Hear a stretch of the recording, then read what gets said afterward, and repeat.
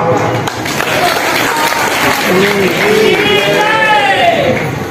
उसी अभिव्यक्ति को बाल कृष्ण चरित्र के रूप में भागवत हृदय से 7 दोहे का निकाला गया है।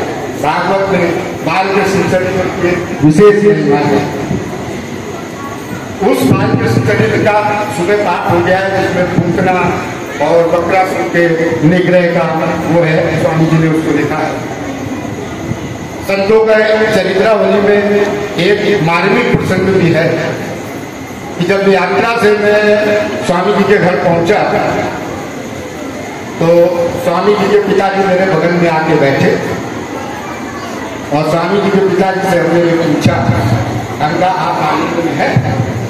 तो कहे हाँ आनंद में तो है। अभी कुछ दिन पहले जो है हमारे नाती के दिखवा आए हैं, तो बार बार लड़का हमसे कहे उधर बैठो उधर बैठो उधर बैठो, तो हम कहते हैं अभी तो मेरा एक पुत्र भी आने को बाकी है। माता जी से पूछा तो माता जी ने कहा बस रात में एक ही घबराहट रहती थी कि मेरा बच्चा ने कुछ खाया कि नहीं खाया, कि किसी जानवर का ग्रास तो नहीं हो गया। स्वामी जी से पूछा था कि स्वामी जी कभी अपने पिताजी से आपने पैसा मांगा? तो मैंने एक बार 2000 मांगा था, वो भी भागवत हृदय छपाने के लिए। संत के माध्यम से गीता की व्याख्या में सुन रहा था। बहुत अधिक ज्ञानी तो नहीं हूँ, सामने बैठी हुई पब्लिक के बीच का एक जीव हूँ। अभी नवलेश जी ने कहा था कि मैं यहाँ पर ये कथा सिर्फ संतों को सुनाने आया हूँ, स्वामी जी को सुनाने आया हूँ। तो वहां पर बैठा हुआ ये जीव सोच रहा था कि सुखदेव जी संतों को सुना रहे हैं।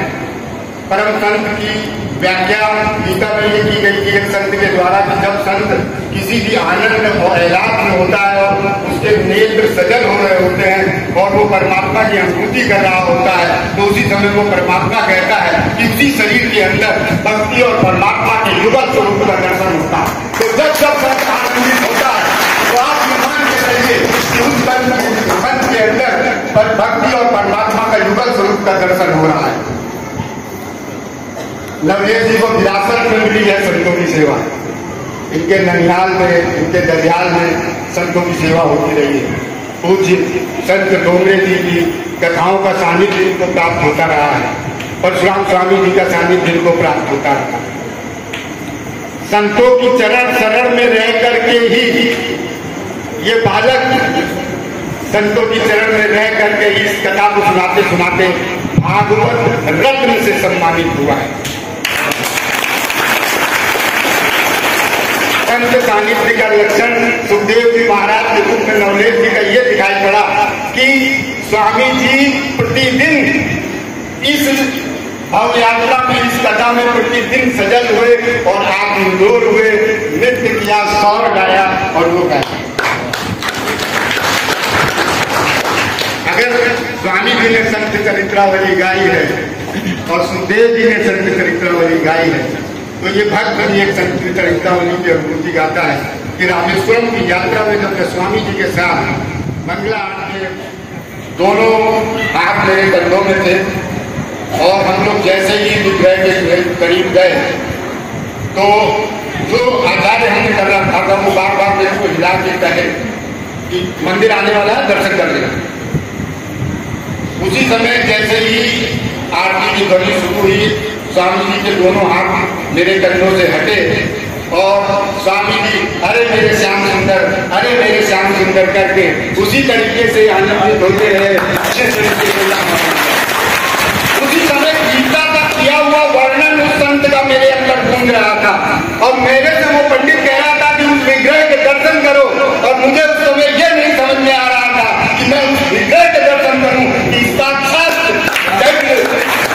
भक्ति और संत के युगल स्वरूप का दर्शन करूं।